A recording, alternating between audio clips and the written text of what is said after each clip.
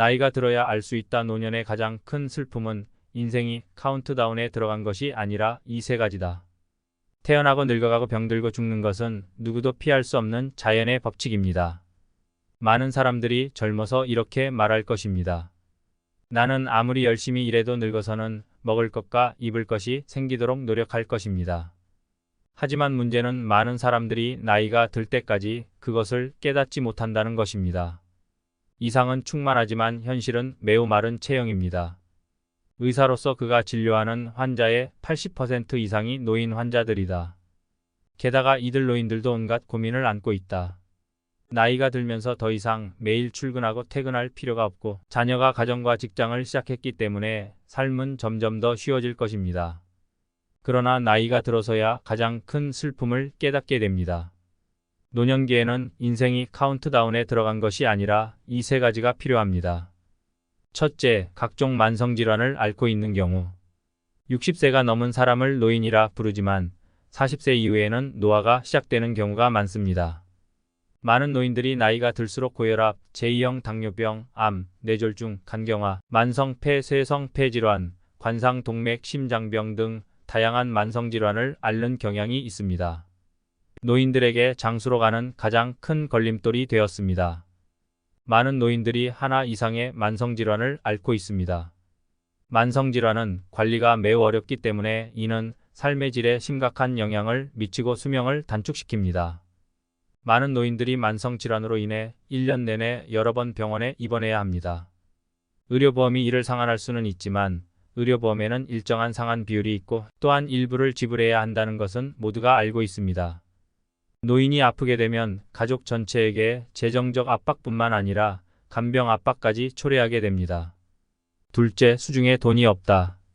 젊을 때 돈을 많이 벌면 노후를 대비해 더 많은 돈을 저축할 수 있다고 생각하는 사람이 많지만 결코 돈을 충분히 벌 수는 없지만 실제로 저축할 수 있는 돈은 많지 않다는 것을 알게 될 것입니다.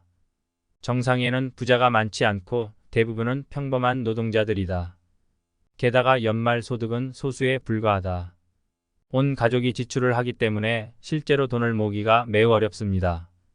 대부분의 사람들의 현재 상황은 1년 내내 열심히 일하지만 많은 돈을 절약할 수 없다는 것입니다. 노년기에는 연금과 의료보험이 있지만 모든 의료비가 보상되지 않기 때문에 여전히 병에 걸릴 여유가 없다는 것을 많은 노인들이 알고 있으며 심각한 질병 치료의 경우에도 연간 약 180영 위안 정도의 비용이 듭니다. 당신이 중병에 걸린 경우 입원 비용은 수십만 달러에 달할 수 있습니다. 병원 중환자실에 입원하는 일부 중증 환자의 경우 하루 비용이 1만 2만 원 정도 나올 수 있는데 34일 정도 입원하면 열흘 반 정도 입원하라고 하면 가족이 감당할 수 있을지도 모른다. 아직도 참아? 또한 나이가 들수록 자녀가 걱정할 필요가 없을 수도 있습니다.